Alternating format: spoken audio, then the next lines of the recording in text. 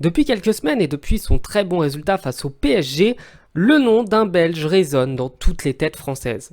Je ne parle évidemment pas d'Eden Hazard, mais de Will Steele, l'entraîneur de Reims. Et cet entraîneur, comme très peu de gens le connaissent, on va le présenter en quelques points rapides. La première chose, c'est que partout où il passe, il devient le plus jeune entraîneur de l'histoire du pays.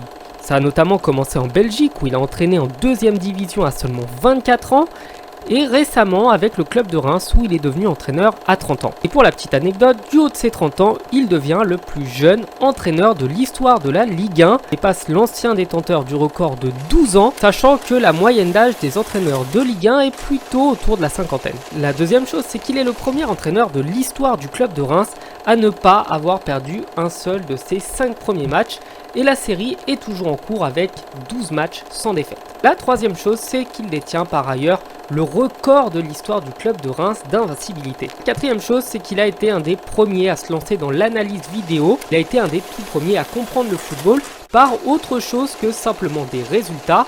Et cette capacité à analyser les matchs sans les regarder lui vient du grand amour qu'il portait à la série Football Manager, série sur laquelle lui et ses frères se sont tués pendant toute leur jeunesse. Cinquième anecdote qui le différencie énormément de la quasi-totalité des entraîneurs de Ligue 1, c'est qu'il est le seul à ne jamais avoir été footballeur professionnel. Le haut niveau qu'il ait atteint est la 4e division de Belgique. Et autant vous le dire, si en Angleterre en 4e division on est professionnel, en Belgique ce n'est pas du tout le cas.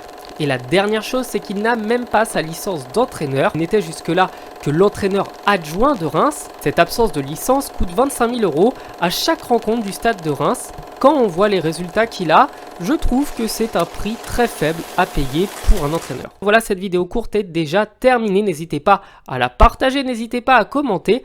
Et on espère encore une fois plein de bonnes choses dans la carrière de cet entraîneur qui, je pense, va probablement marquer le football s'il continue ainsi.